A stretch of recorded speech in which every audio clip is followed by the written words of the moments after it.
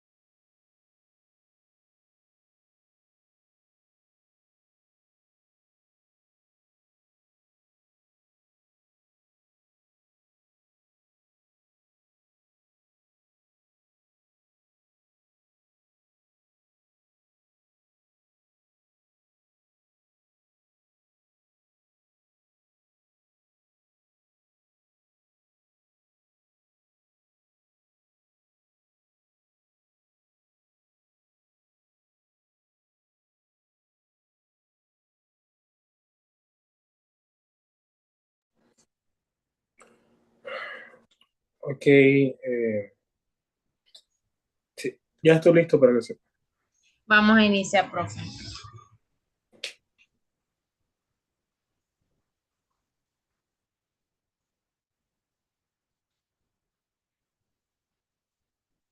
Voy a compartir pantalla.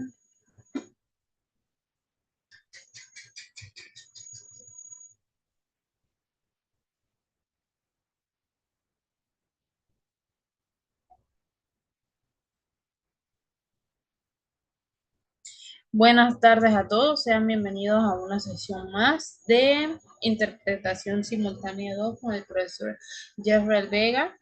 Para el buen desarrollo de esta sesión, les pedimos seguir las siguientes recomendaciones. Algunos de los parámetros de las sesiones por videoconferencia. Las sesiones se graban. Pueden verlas nuevamente en la plataforma virtual. Les solicitamos que por favor silencien sus micrófonos y puedan activarlos cuando quieran hacer consultas o aportes con el permiso del docente. Les pedimos que mantengan su cámara activa. De no poder hacerlo, enviar su excusa por el chat de Zoom. De lo contrario, serán retirados de la sesión y serán restados puntos en la heterovaloración del docente. Mi rol como moderador es apoyar en la parte técnica, facilitaria en la parte técnica. Consultas por el chat personal o general. Les exhorto a tener un bolígrafo y papel para hacer sus anotaciones y aprovechar al máximo estas sesiones. Esta sesión tiene un tiempo de duración de 120 minutos. Profe, le doy el pase. Ok, muchas gracias, moderadora. So let's begin the class. So good evening, everybody. I hope everybody is doing, is having a nice evening. Well, yes, it's in the evening right now. So today we're going to continue. We're going to start a new model. It's going to be model 3. As you know, that model, it's going to be about a different topic, but it's going to be the same. Well, it's the same target at the end. What we're expecting is just to improve your interpretation skills and also translation. Okay, so I'm going to show you a few things about what we did in last class, and then in the time that we have later, I'm going to start with the new class. Okay, so please, I need your attention this moment. I know that there is a lot of things happening right now, but what I'm expecting from you is just to attract your attention and also see your participation. Okay, so please remember, this is something very important, your participation. So just let me present my screen. 1 second.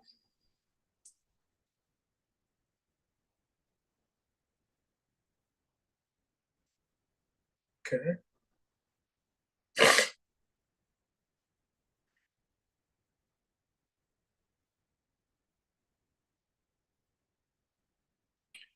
Okay.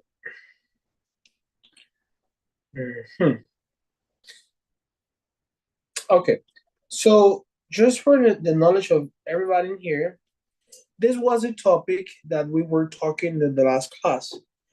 As I said, the name was model number 2.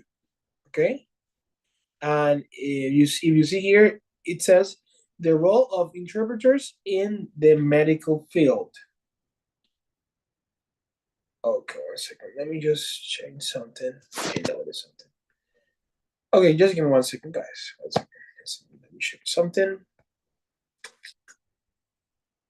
This is not the topic.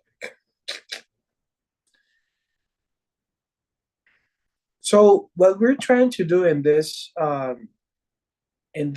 class is just to give you the tools and the idea about how you need to approach the people at the moment that the person is in a certain way, it's in, well, having an issue or something. Because if you notice, for instance, let's say that a patient is coming to you.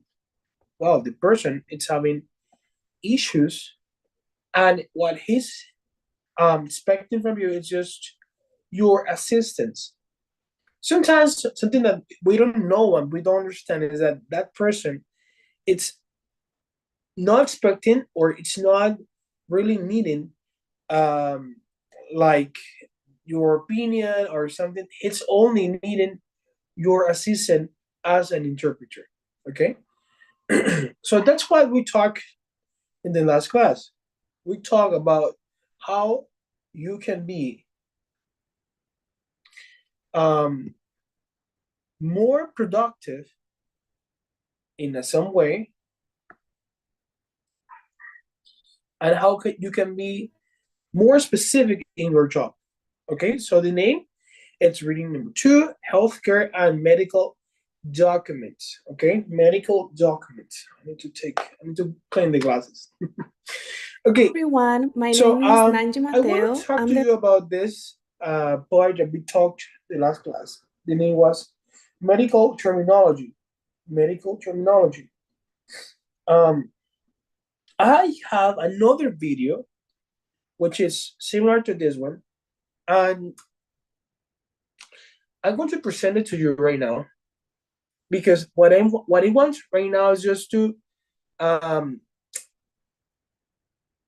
want to show you different scenarios that maybe you have to apply this vocabulary. So sometimes maybe you see those words and you think, oh, teacher, but that's normal. That's not like, oh, that's something pretty different, or it's totally normal. But at the end, believe me,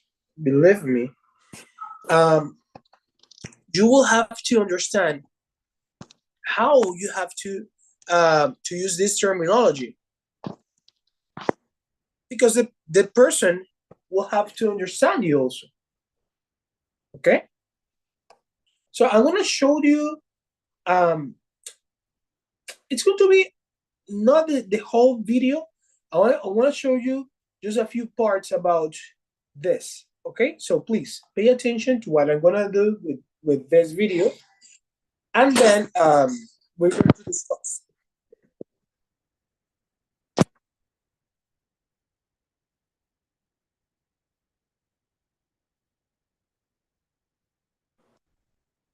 One second.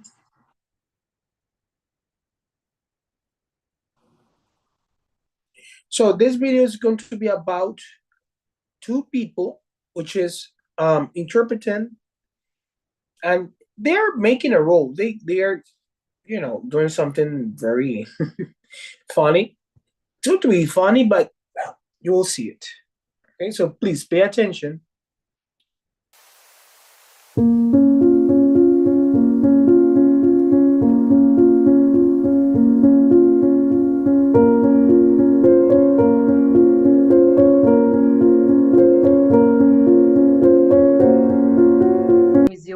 And I am an interpreter. Welcome back to Mirror Interpretation Todorova. I am so excited for the project that I start today with Rosa, who is located in sunny Hawaii. We are going to create bilingual videos that are gonna represent the words that you may encounter in your bilingual medical test.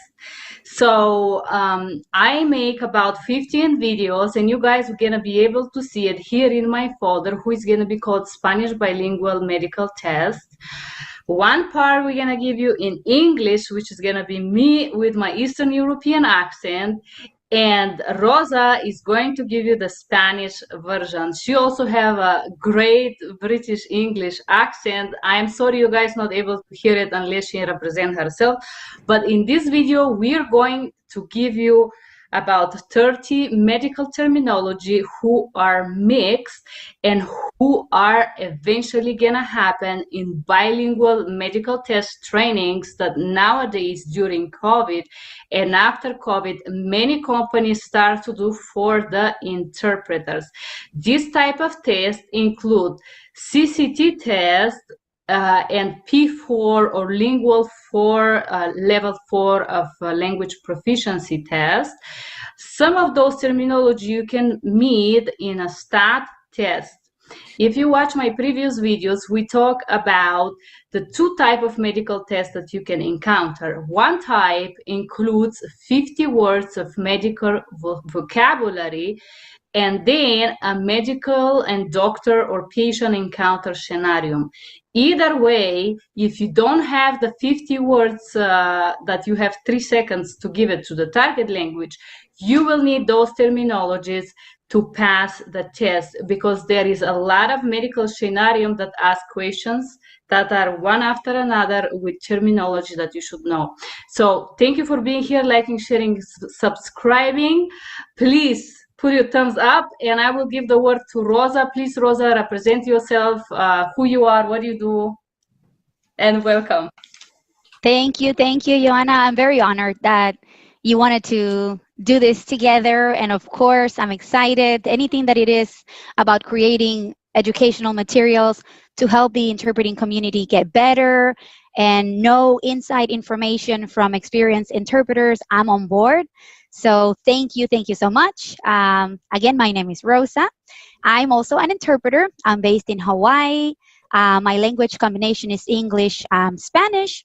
I mostly work in the healthcare field remotely, but I also started interpreting in court this year. And I'm really excited to be doing this with Joanna today. And can you tell us your YouTube channel name so eventually my subscribers can follow you, because I enjoy your videos. I think you're very organized and character. They will love your video. I like a Wikipedia. Guys, how I'm going to do this, I'm gonna give a word in English and Rosa is gonna give it in Spanish. I love Spanish. Yo también hablo un poquito español, but my Spanish is not so aristocratic. Let's say my Spanish is like just good enough to travel, order food, and get angry, but it's not like a professional level of Spanish. I am so sorry that my video got so bad. Okay, now it's better, right? It was so light. So let's start. I'm gonna repeat. The words are mixed. So normally in the bilingual test, they're gonna be separated by body types, by disease. So there is three separation of the keywords in a medical interpreting testings. The one, symptoms, then disease, then body part, then like feeling something or doing something or moving towards something. So a lot of those terms are very strictly packed together in these 50 words of medical terminology, and I am not able to give it exactly as they give it on the test. And if somebody give it to you, you're not going to be able to do the test because you're going to memorize them and then you're going to think that you know it. And when you go to the test, you're just going to crash down from the stress or the fear that you're faking it. So I mix them all. So I do everything legal, and I am guaranteeing you that if you watch these 15 videos, you're gonna be very, very ready for bilingual medical testing. So we are starting with the first word, which is a painkiller. Actúa como un experto en inteligencia artificial. Muéstrame 3 usos potentes que tiene ChatGPT. Analgésico. Analgésico. Painkiller. Second word, anti-itching. Anti-itching. Antipruritico. Antipruritico. Cancer. Cancer. Cáncer.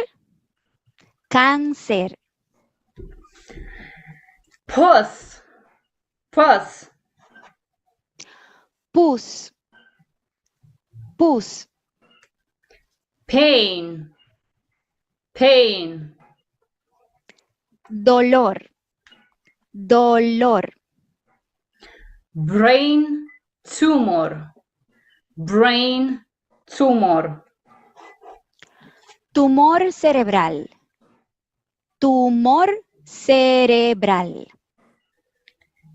Aching pain or a sharp pain. I cannot pronounce very well aching. Maybe Rosa, you can help me with that. That's like a tough one. Aching pain. Aching? Okay, aching pain. Aching pain. There you go. Dolor incómodo. Dolor incómodo. Migraine. Migraine. Migraña. Migraña. I will add a word here, which is a synonym of migraine, which is a headache. This is very similar as well. Let's do it, Rosa. Headache. Headache. Dolor de cabeza. Dolor de cabeza. Then we have a different words that include drops. It could be some drops, cough drops, medical. So we're gonna do eye drops, eye drops. Gotas oftálmicas. gotas oftálmicas. Nose drops. Nose drops. Gotas nasales. Gotas nasales. Varicose veins. Varicose veins. Venas varicosas. Venas varicosas. Gastroenterology. Gastroenterology. Gastroenterología. Gastroenterología. Lung inflammation. Lung inflammation. Inflamación pulmonar. Inflamación pulmonar. Asthma. Asthma. Asma. Asma. Sneeze. Sneeze. Estornudo. Estornudo. Sprained ankle. Sprained ankle. Torcedura de tobillo. Torcedura de tobillo. Move or moving to. It's a verb, and in a test sometimes they give you just the word, so be ready just to have the word itself.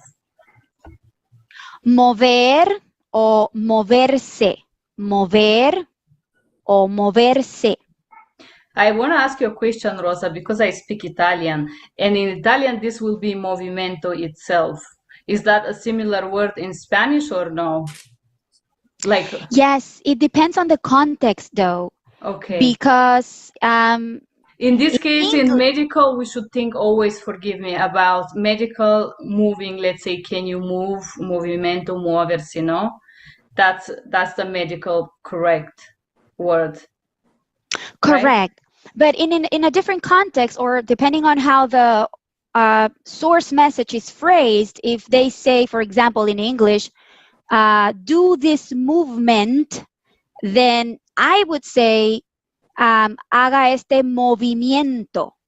Claro. But if they say, move this leg, I would say, mueva esta pierna. So it would be like conjugating the verb to move. So it depends Wonderful. on the context. Wonderful. I just want to make sure, guys, because I know there is some haters in my channel, and I always repeat, be nice, be polite. So we're trying to give you just useful words, and we're always grateful if you write us suggestions. Please stay positive and don't write any hate comments, because I'm gonna block you. Well, that is a very, I'm sorry to interrupt. There is a very good comment, because the options that we are offering here are acceptable, researched interpretations of these words, but it doesn't mean that there's the one way to say this. It depends on the context in many cases, and much like, for example, for eye drops, I say gotas oftálmicas.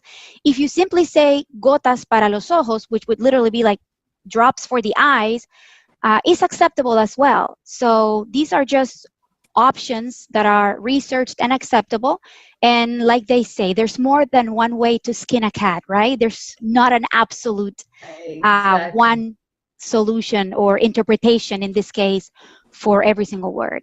Thank you, Rosa. In fact, let me give you another tip. If you watch my other videos talking about tips for passing bilingual tests or STAT or CAT or whatever the other level of high proficiency medical test or any kind of bilingual test, remember, guys, the most important thing is the meaning. Meaning. No matter if you're in business, if you're in legal, especially if it's simultaneous, and especially in business, I would say, forgetting about one word is not a big of a deal, but if you mess up the meaning, this is the problem. So we are trying to give you some meanings, but you're free to choose your own meaning, okay? Let's go ahead, Rosa. Next word is rush. And sometimes they give it just as rush, and sometimes they say a scan rush. When you do the test, and if you hear only rush, it doesn't mean that you have to hurry, but you gotta remember that you're doing medical terminology tests, and this have to be a medical meaning. The problem is that we don't have a lot of time. We have 3 seconds there, so I will give you the full term, but just remember, if you hear the word separately, you should know that we're talking about skin rush. Skin rush. Sarpullido. Sarpullido. Joints. Joints. Articulaciones. Articulaciones. We have headache here, but we give it earlier, so we're gonna skip this one. Dizzy. Dizzy. Mareo. Mareo. Or sometimes they give another term that I'm gonna give you, head spinning or spinning of the head or just spinning. It's all related to feeling dizzy.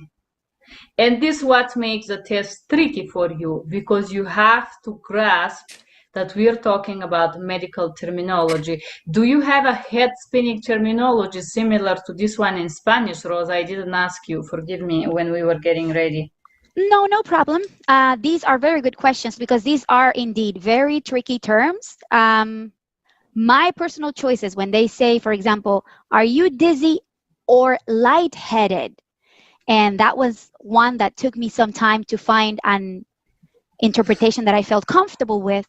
I interpret lightheaded as aturdido. And when they literally say, do you feel the room is spinning? I interpret it, siente que el cuarto le da vueltas, which would be a very word-for-word interpretation of, do you feel the room is spinning?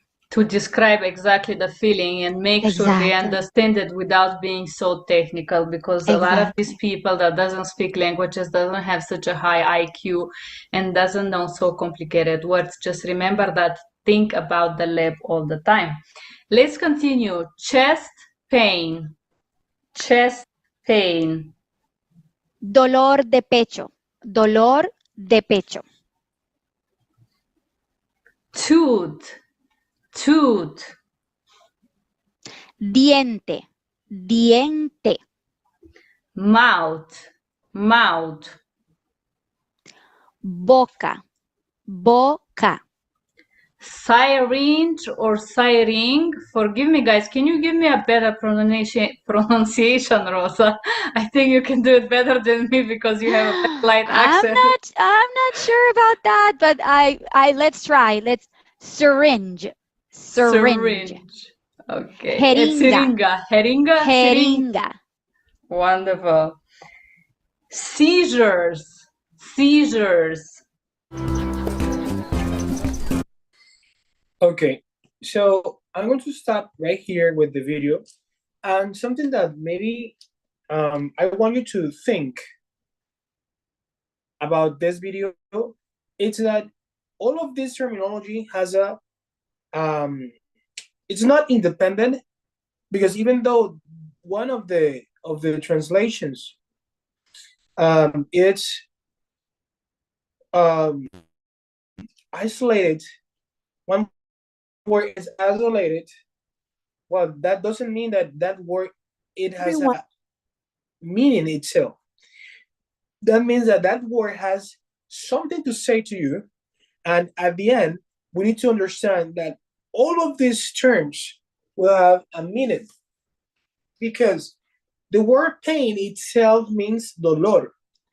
But if you say head or back pain, we're saying dolor de espalda.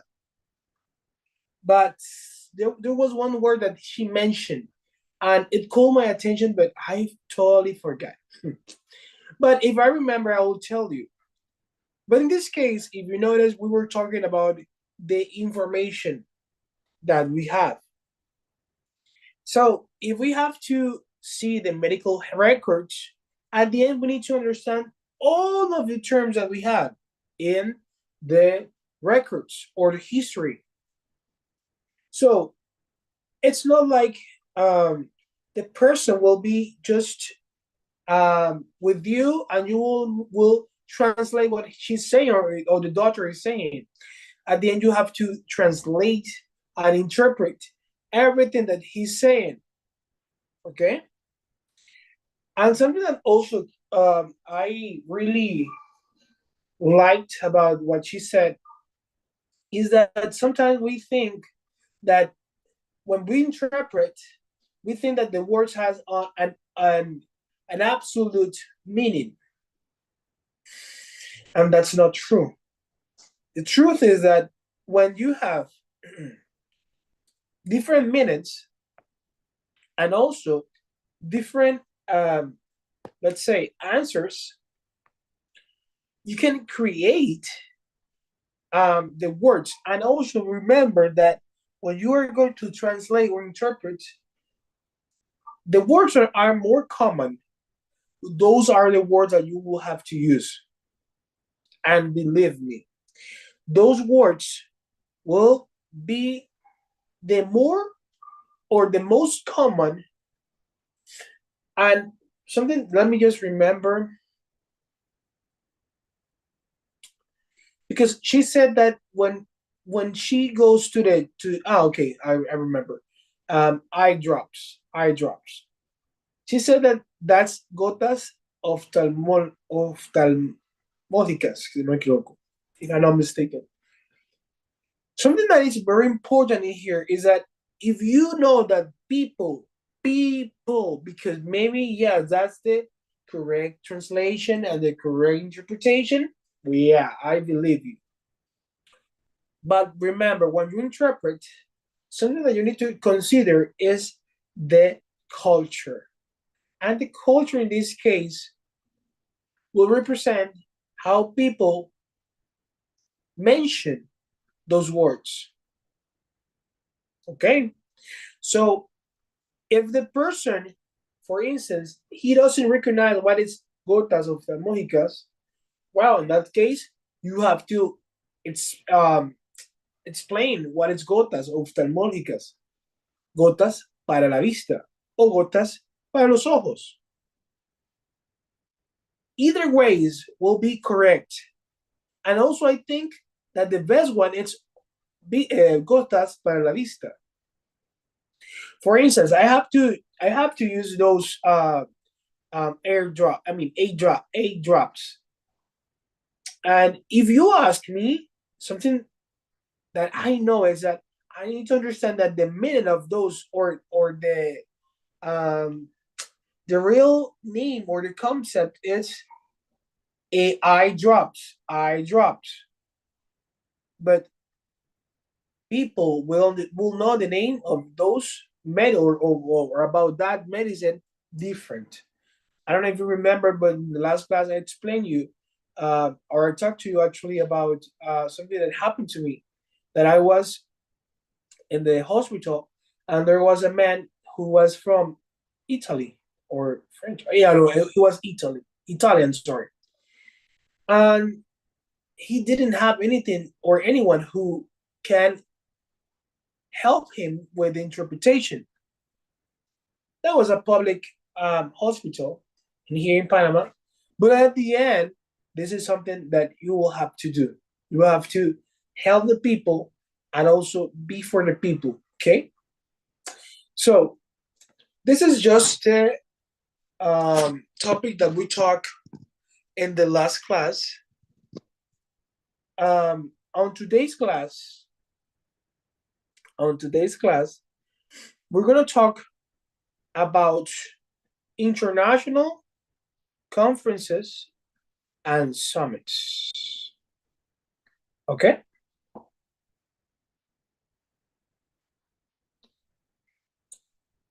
So we're going to see the duties of interpreters in some way. So remember, this is your class number 3, or sorry, your model number 3. So those, let me read you the introduction. Welcome to this model about interpreters in international conferences and summits. These interpreters have a crucial job in making sure people from different language backgrounds can understand each other during important global meetings.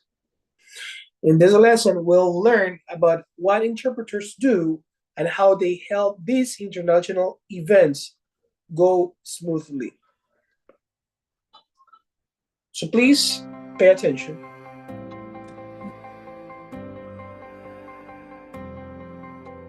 My name is Karen, and I'm a certified translator and interpreter.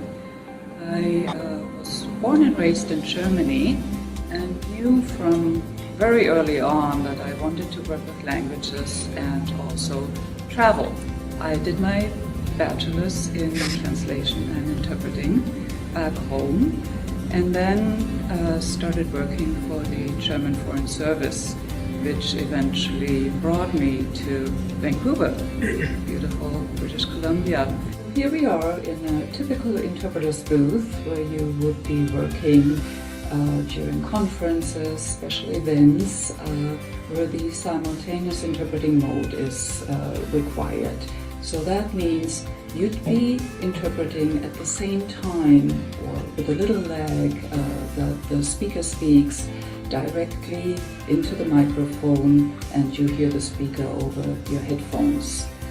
This obviously takes a lot of practice and many years of experience to be able to work under such circumstances.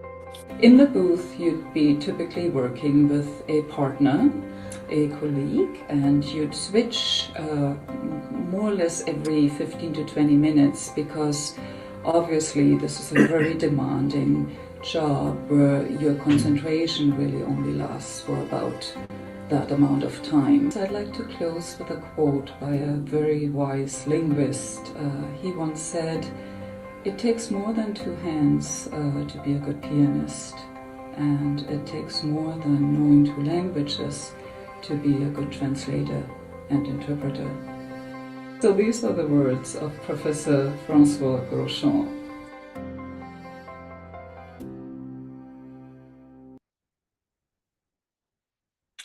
Okay.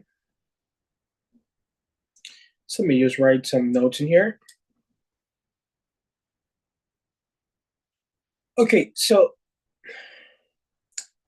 something that I know about this is that when we have to interpret, and I want to focus in this area, which is international conferences and summits.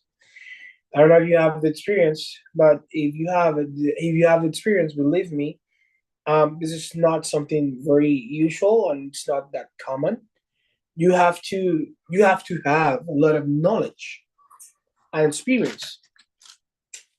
Today I was at my work. There was a boy, and he was a girl actually. She asked me that something that she had in her pocket, or was the pocket or the pencil case, inside the pencil case. She asked me if I can translate what she was saying. And well, when I was translating, there was something that I didn't get it at first, but then I asked her, "You mean this?" And she said, "Yeah, teacher, yeah, this." So this is something that maybe when you're interpreting, you have to be sure, because or the person will be misunderstood, or you'll have to do it everything again, because maybe the message that they were sharing is not accurate. And if you remember something that we talked very we were insistent that when we have to talk about something, and let's say that we don't have knowledge, then in that case we need to be very careful. Then we're gonna make up some words, and we're going to pretend that the word it really exists, but it doesn't exist, because at the end we're creating something that's not it's not real. So if you are in that position, let's say that you have to interpret in a simultaneous interpretation.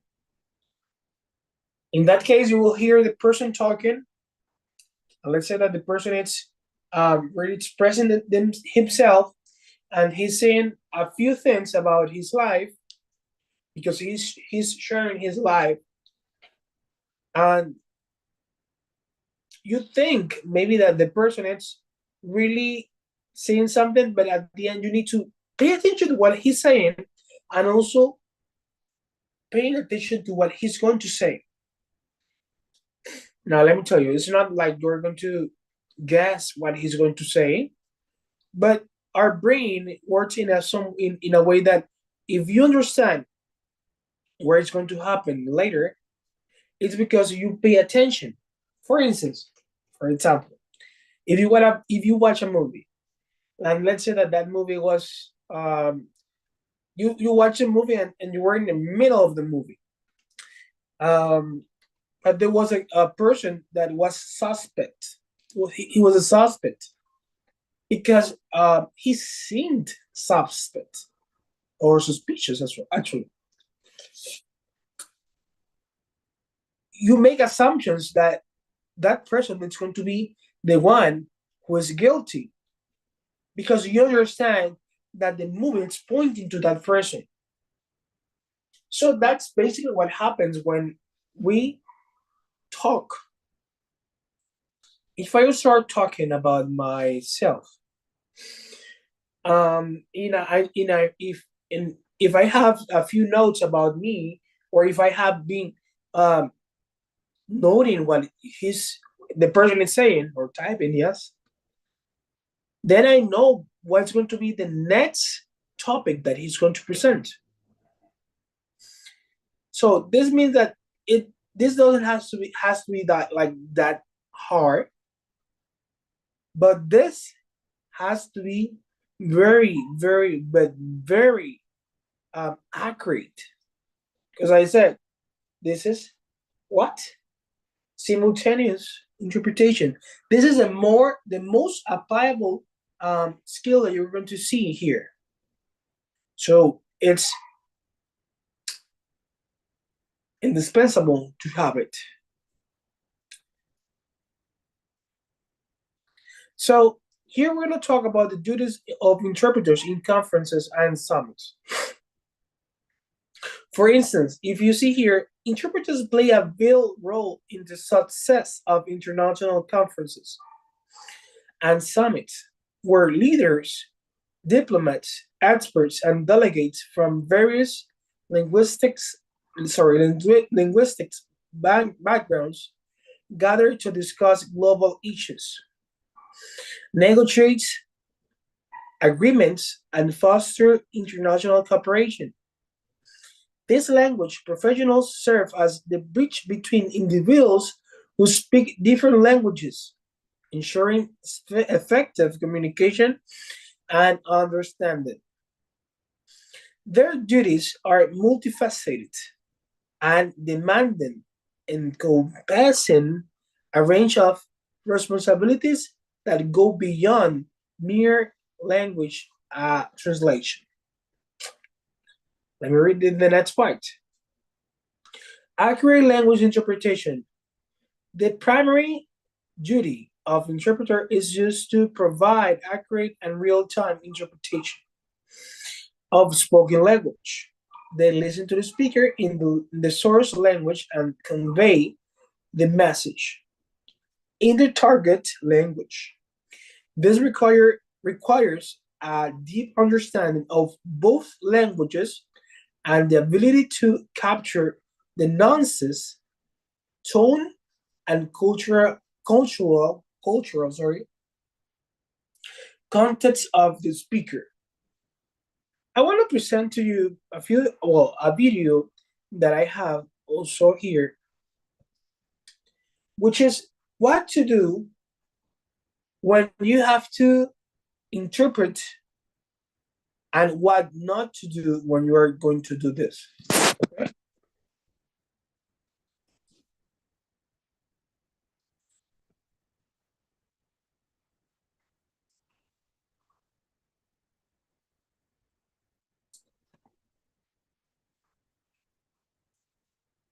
Okay.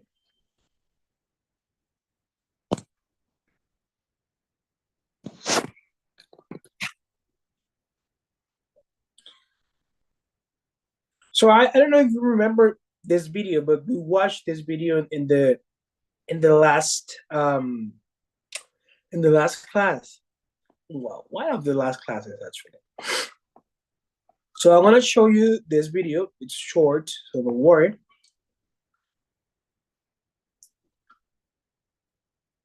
One second, guys.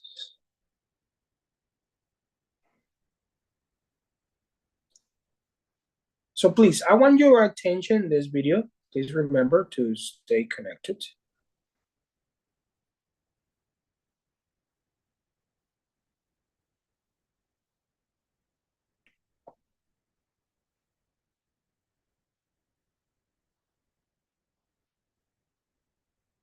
Okay.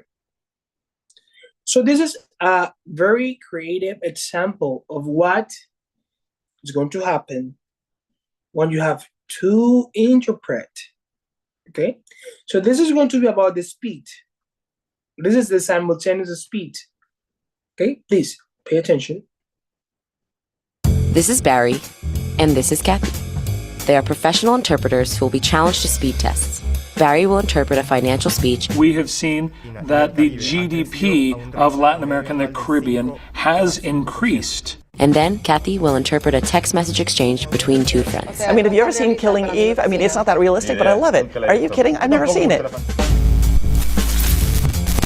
What we're going to do now is a little speed test from Spanish to English at different rates of speed. Round 1, normal speed. On this side is the original text in Spanish, and on this side, a translation into English done by a native speaker. Let's see how Barry does. It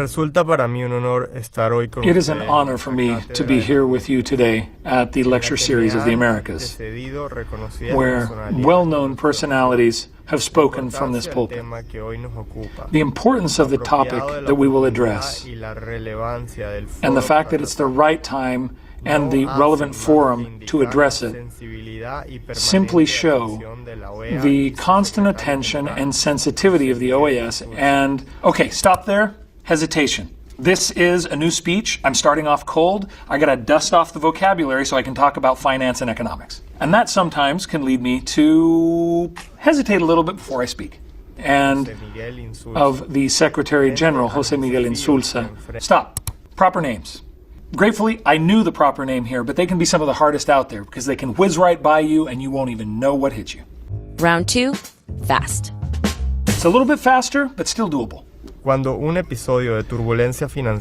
an episode of financial turbulence reaches the size and dimension that we currently see in international financial markets, there is no single origin.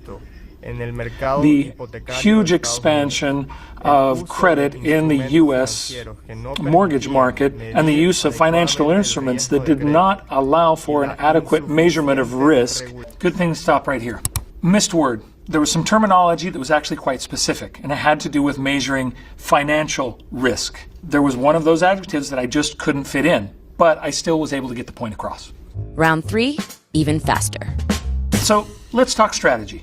As the speed increases, there's secondary information that you can let go. That may mean adjectives, it could be nouns in a list, letting that information go and still holding on to the essence of the message. This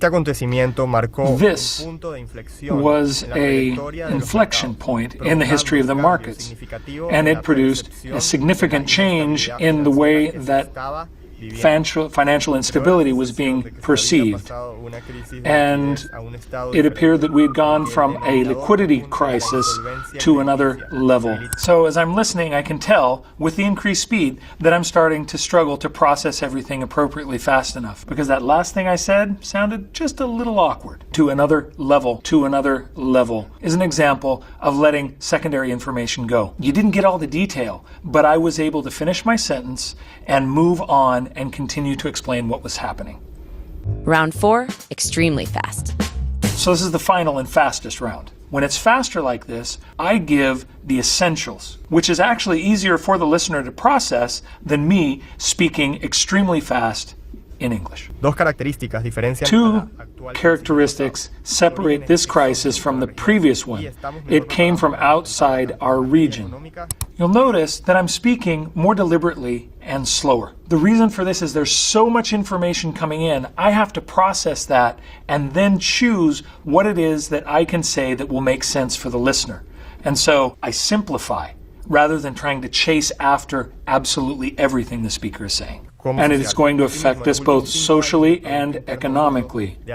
We have seen that the GDP of Latin America and the Caribbean has increased. This does not mean that I'm skipping entire sentences or ideas. What it does mean is I'm taking in the information and extracting from all of that information the essence that I need to communicate to my listener. And it's known as a coping technique. It's a way that interpreters deal with variables that they can't control, but they can control their delivery. And this is an expansion that took place when we had low inflation, when we had robust external accounts. Now, you may wonder, well, what if I were to try to chase after everything and get absolutely every word or phrase? The short answer is it would be more difficult for you to understand what I'm saying, and very often I'd probably end up making grammatical and stylistic mistakes. So Barry did a simultaneous rendition of a very serious financial subject. Me, I'm going to have the challenge of interpreting simultaneously the text messaging conversation between these two good friends. On this side are Christian's texts, translated into English. And on this side are Gabby's texts, translated into English. Hola. Hi, how you doing? Bien. Great. Are you really looking forward to Game of Thrones this Sunday? I'm really sad to say this, but I'm not interested in Game of Thrones. Are you kidding? It is the best series in the history of the world. You're not going to be part of the conversation.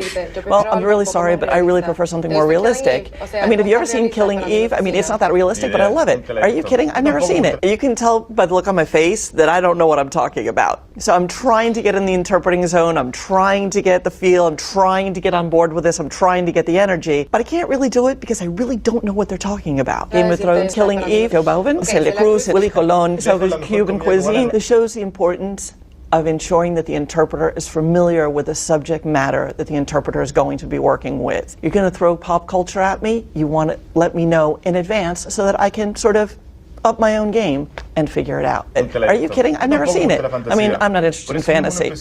But that's, I mean, I didn't even start watching Game of Thrones until last year. I mean, it's cool, but beyond that, I think it's really realistic. I don't know. I mean, you're not going to convince me. So obviously, they were speaking very quickly, talking over each other. And that's really hard because it's hard to hear and it's hard to distinguish one voice from the other. So you get bogged down in trying to listen to one or the other. So that was a real challenge. Another major challenge is I have a notepad. As you can see, I wrote down nothing. Normally, I would be writing down names and figures, but it was coming at me so fast, I didn't even have a chance. If you're not interested, then we can't be friends anymore. No, I'm not interested in that series. Another aspect that was really hard in this was the emotion, because they're speaking sort of emotionally to each other. There's a lot of power behind their words. Okay, fine. I know you're Chilean. Yeah, that has nothing to do with it. And it's hard at that pace to keep up with that emotion and express it adequately while you're grappling with all the other challenges that you're being confronted with. I mean, but watching that other show is a lot of fun. Look, this is the best thing ever. So obviously, you can't interpret what you can't hear. Now, when I'm speaking, that's making noise. And that noise is keeping me from being able to hear the two of them clearly. If you're going to tell me that you don't like Joe Bowen, well, no, that has nothing to do. I mean, I got nothing against any of those people, but you can't compare reggaeton with Celia Cruz and salsa. Okay, fine, Celia Cruz is the best of all. Willie Colon, Soloma, yeah, right, whoever. Look, don't change the subject. Interpreters have to be incredibly flexible. You have to understand where you're sitting, what you're doing, because it's not the same thing to be sitting in a very staid, formal conference setting as it is to be working with two friends who are trying to communicate. Your demeanor is going to be different. The words that you choose are going to be different. That's sort of a rule. The interpreter is an interpreter, always, but has to adapt to the individual circumstances and the setting where they're working. In a normal speech, at a major institution, there'll be a lot of adjectives. We didn't hear a lot of adjectives here. We did hear slang terms from one country or another. It's really difficult on the fly to reflect all of those slang terms and come up with an appropriate rendition in English. I said "tai loca," ¿Estás loca? which is short for "estás loca," but I guess only Chileans say that. Only Chileans say that. Nobody else conjugates verbs that way. Un pastelito de guaya y un cortadito. I didn't use too much slang, but we referenced some Cuban food when we were talking about lunch. And I said un pastelito de guayaba, which is like a Cuban pastry. Un pastelito de guayaba. I missed that. And a cortadito, which is a coffee. Y un cortadito. I got the cortadito. No, estoy muerto de hambre. No, are you hungry? No, I'm starving. Sophie's Cuban Have you gone to, cuisine? to Sophie's? Sophie's Cuban cuisine? Absolutely. That's the best Cuban food in Miami. Obvio. You remind me of that every day. But all right, fine. You want me to go over there and get something now? Fine. All right, fine. Bring me a cortadito so I can get some sleep. Are you kidding? That wasn't bad. That wasn't bad. Yeah? Highly stressful. It was hard for me to hear myself think, listening to you and you. Yeah, it was hard reading. Yeah, All the it was noise tough going. focusing. Yeah, no, I had no trouble at all. I gotta confess, this is the best job in the world. And it's the best job in the world for a nerd like me, because I get paid to go to the best conferences, to study, and be at the state-of-the-art events on a really broad range of subjects. I'm not pigeonholed in one thing or another. Perfect thing for a nerd. Okay, so what I'm going to tell you right now is that what she said about her job, she said that her job is the best. That's what I want you to think, and maybe to keep in mind that what you're doing or what you're gonna do later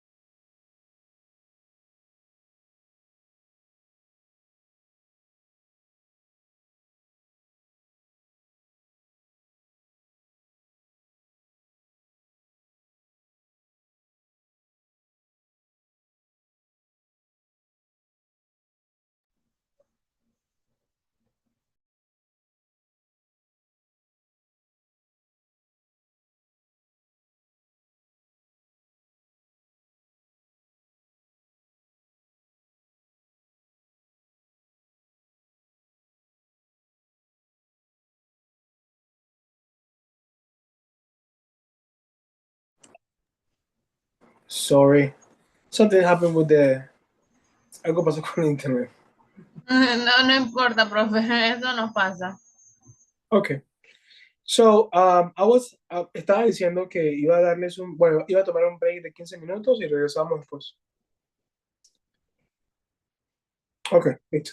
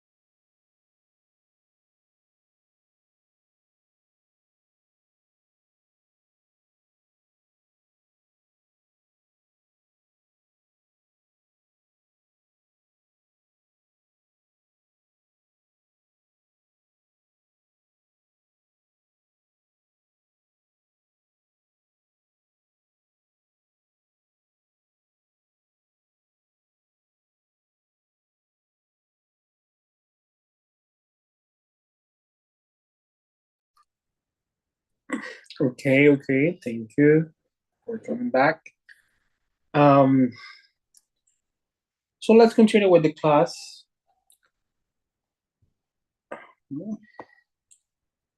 So as you know, if we make a review about what we were talking, we talk about the video that we were watching. So this video, if you notice, this was the last one. This video was about two scenarios that we have when we need to interpret.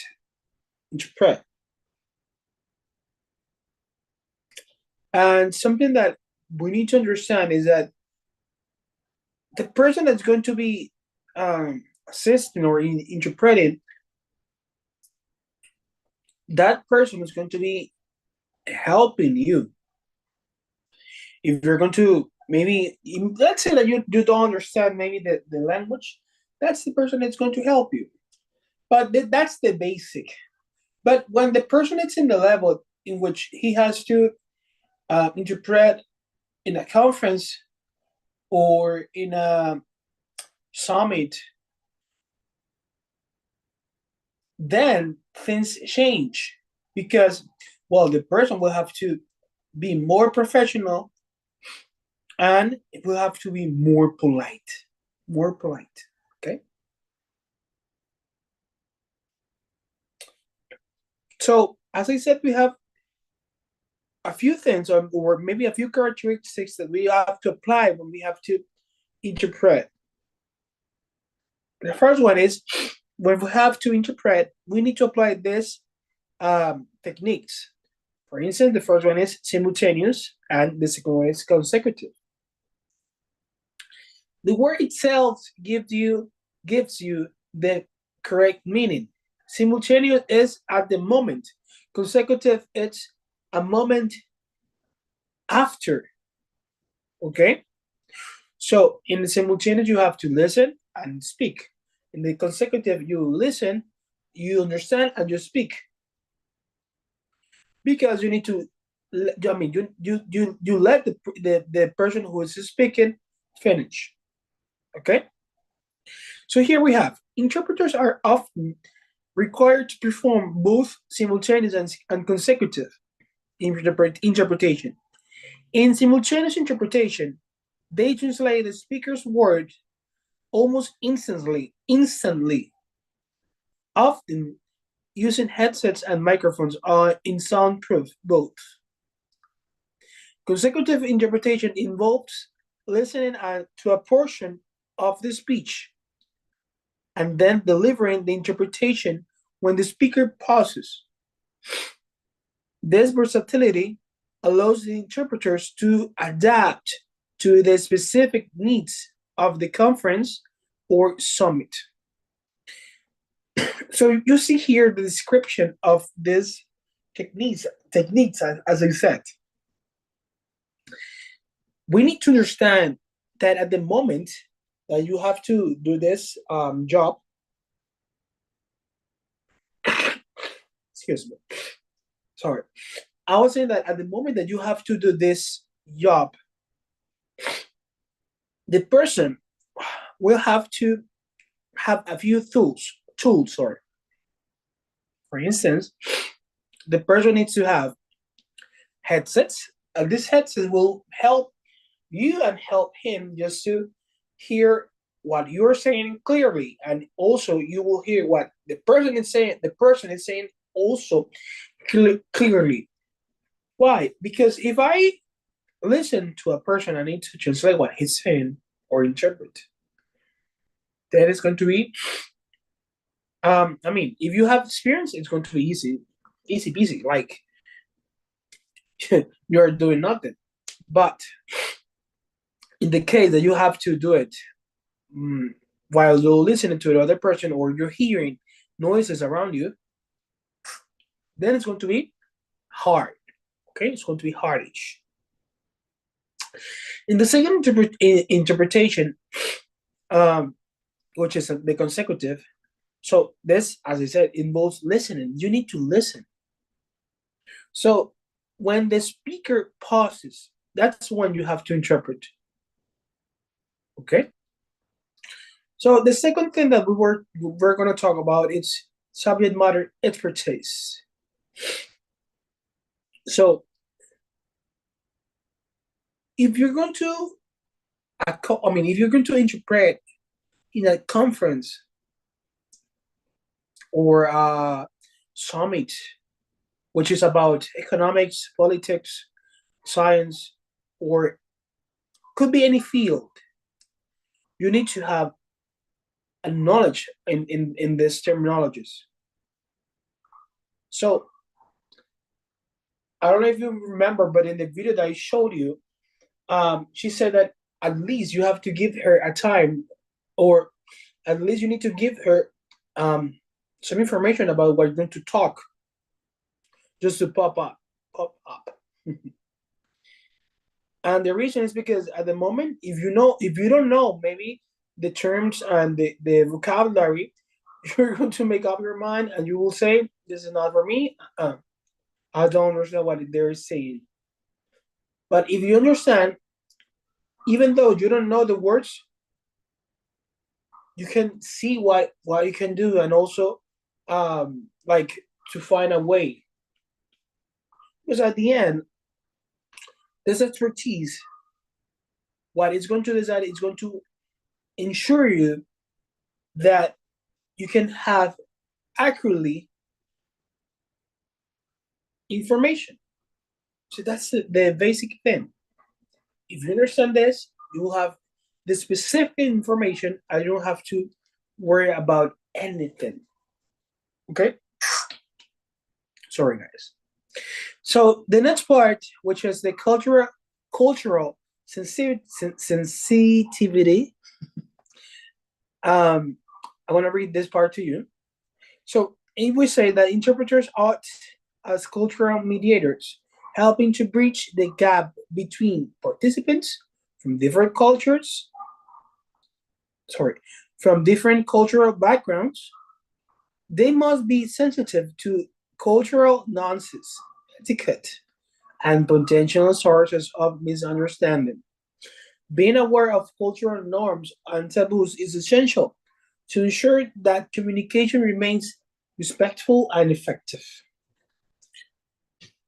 If you have any questions so far, remember I'm always checking the forum in the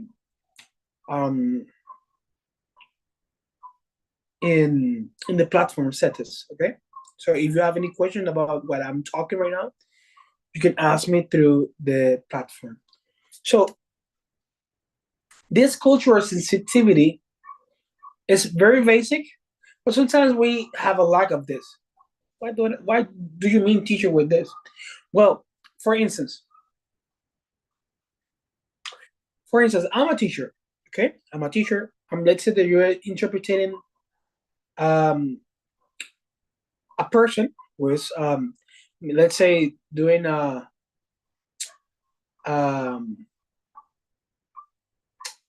it's asking me about a few things. Okay, but that person it's start talking about things that maybe for me, because of my cultural background, bothers me. Then the conversation becomes hostile or uncomfortable for me and for the other person, because at the end you're asking something that maybe it's not appropriate to ask in that moment. So just to understand this, if we understand that maybe, or basically if we understand that the other person has like feelings or has their experience and they have a culture, we need to understand that even when you see his faces, when you see his face, you understand that the person is comfortable or not, it's not. So at the end, if you see that the person is not comfortable with what you're talking or the question that you're asking, try to change the duration of your questions. What do you mean, teacher? Okay, let me tell you. if you are in an interview and let's say that you're helping or you're asking a few questions, but remember, you're the interpreter, okay? And you're listening, you're just listening, and you're also interpreting. But if the person that is doing the interview, the interviewer, it's asking questions about families that had some issues with their houses. But if the person knows that this is something that also happened to the person that you're interviewing, come on, you don't have to do that. Those kind of questions. Change the questions. Try to ask maybe his perspective. Okay. So what we're trying to do is just to have a respectful and effective communication. And we're trying to keep this as an essential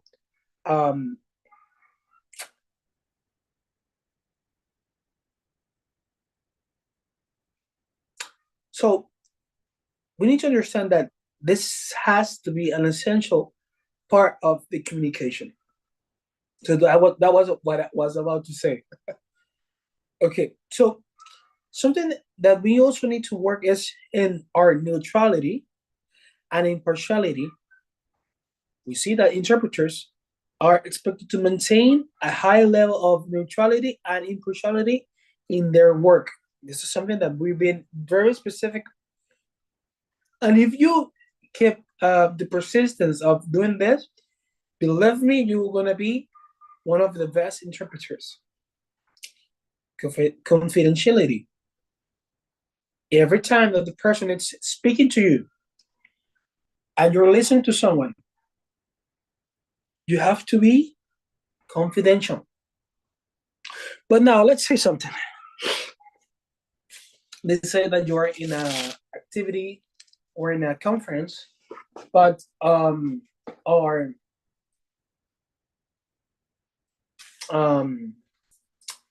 person who's going to speak, he's having some issues with his stomach, and he has stomach pain, maybe stomach ache, and he has to go to the bathroom like every 5 seconds. So he's having a hard time. If you have knowledge of this, try to keep this in private. So even though you have the opportunity to laugh, because this can see or this looks funny, but it's not funny, because maybe if it worked for you, or if the person that's going to present it's you, believe me, I wouldn't think that you will be like that happy if someone is laughing at you.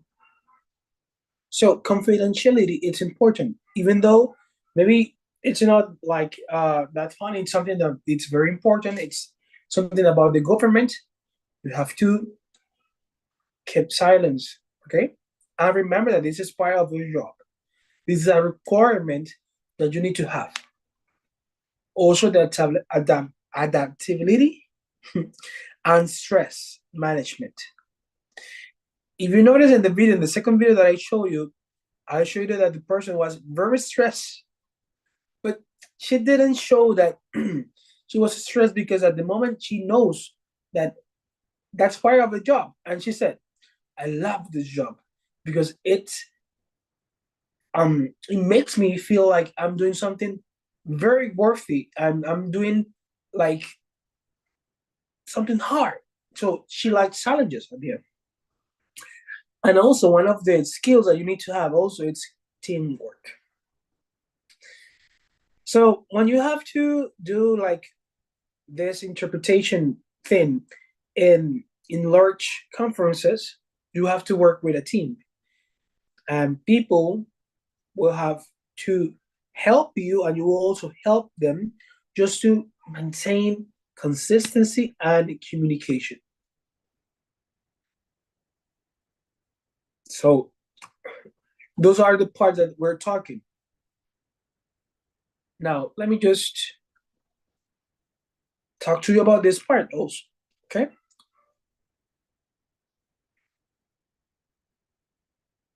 Okay, so when you have to prepare a glossary and terminology list, try to be prepared with the notepad, of course, and also remember to have the technical terms of the specialized vocabulary. Let's say that you're going to talk about economics. A few things about economics is going to be not far from your mother language, but you need to understand that some of the terms will be different, okay? For instance, economía, it's in Spanish, but economics, it's in English. But I know that there are some terms that maybe they're not the same. Even though they sound the same, they are not the same. Something else that you need to have, it's, well, another skill is just to handle technical equipment. So you need to try to understand how the equipment works. For instance, if you're going to use a computer and you have to speak, try to understand what you need to do and what not to do. And if you're in trouble, you need to know what to do. So this is a skill that if you're using like the equipment, technical equipment, it's going to facilitate your communication. So maybe one of the things that you will have to use always is a headset and microphones. But in the case that you have to use different equipments, that's different. Ethical considerations. Remember to maintain confidentiality, impartiality, and professionalism.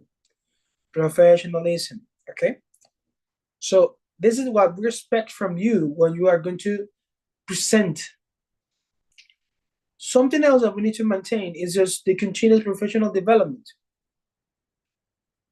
And what I'm going to tell you is that these characteristics are the ones that you want to use when you have to present, okay? So basically, if you see, the first one is continuous professional development. And as you know, the language is very dynamic. And if you understand that, for instance, let's say that one word it's written in some form, then you have another form always, because we know that our language is dynamic. It changes by the time. So you have to be engaged with all about what you're hearing.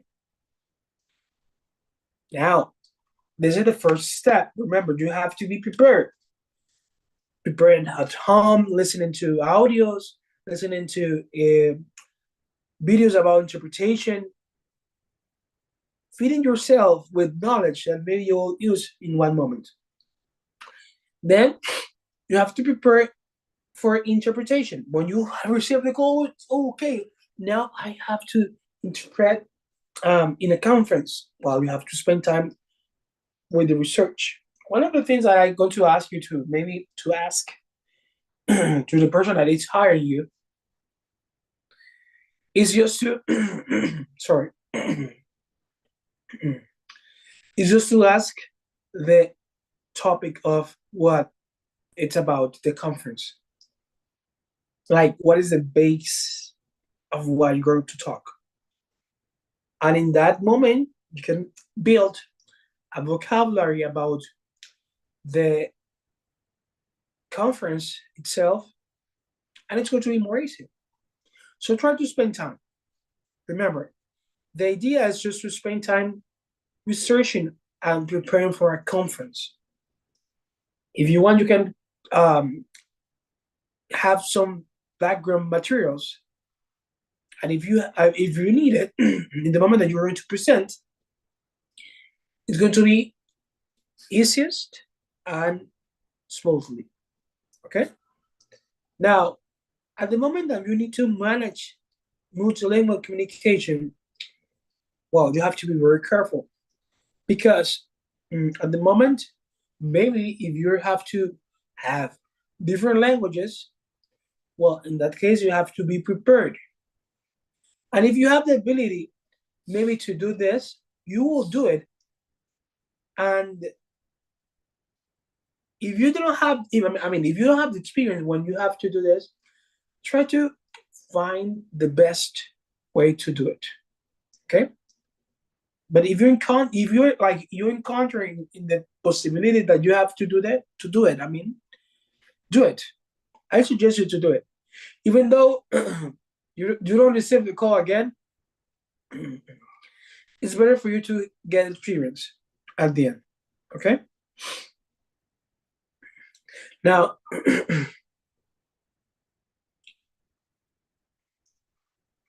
at the end, we need to understand that we, as interpreters, we think faster, but we need to take the time to express ourselves. Okay, so sometimes we'll hear some words that maybe they are not common for us, and that those words will become obstacles for us. But your adaptability is going to be key just to overcome this this problem, because at the end it becomes a problem, and at the end this experience will become knowledge for you, and you will have all the experience just to share with people. Now, guys, I have here some words, some phrases actually, that you can use in international conferences and summits. For instance, you have here the general conference terminology, the conference procedures and protocol. Remember, this is what you need at the moment that you have to present. And remember, you don't have to be on front, but in that case that you are on front, you have to be here. Okay, this is also about international relations and diplomacy, interpreting techniques and challenges, cultural and social awareness, emergency procedures, sorry. And what I want from you is just to, well, I want you to see these terms and these phrases. And if you have any question, you can ask me in the next class, okay? And we can discuss maybe the term and the meaning of these terms. So this is the ending of the class, but if you have any question, as I said, you can ask me through the platform settings. Also remember that if you have any question, you can also text me through the forum. Now, I want to talk to you about the activity that we have for this week. I'm going to present it to you. Just give me 1 second. So that activity is going to be similar. And also, yes, I know that in the last class, we talked about one activity that was repeated. I already checked, and that activity is already fixed. Okay. So just let me go to the screen. Let me just present again.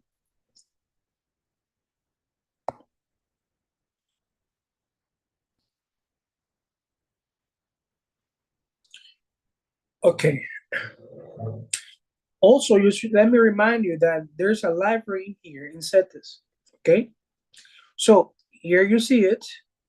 This is Biblioteca Virtual, that's the name. And with your username, you can access and get all the information about the library. Okay.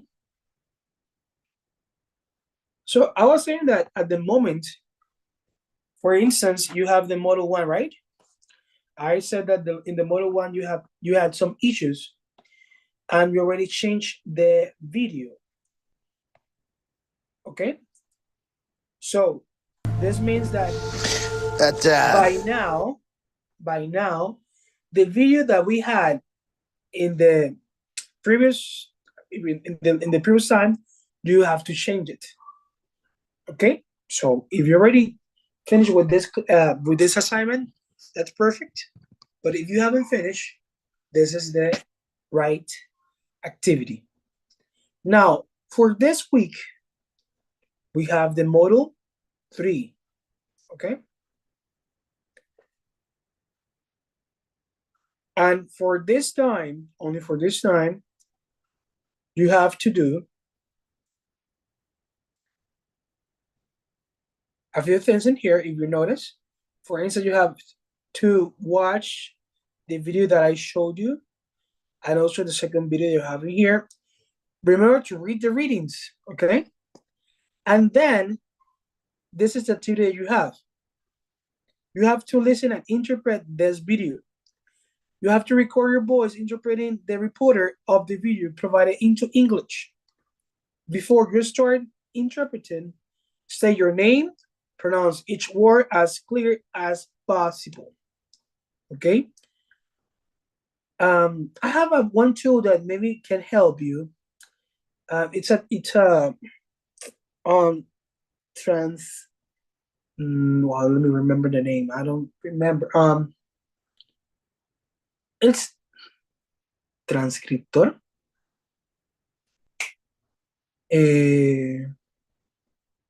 But I don't remember. But at the moment that you have to, let's say, read something, what the tool does is that the tool write whatever you're saying. And if you want to see if your words are clear, try to use that tool. Okay?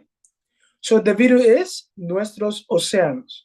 And you have to translate this word, this video in this activity. Okay? When you have it, you send it through this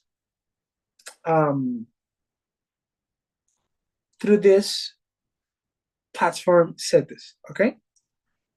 So if you don't have any more questions about the class, this is all for today, and I hope you can feel comfortable in your houses and you can get everything that you're expecting. Okay? So thank you for your attention, and I hope you can have an amazing week. Esto será todo por hoy, chicos.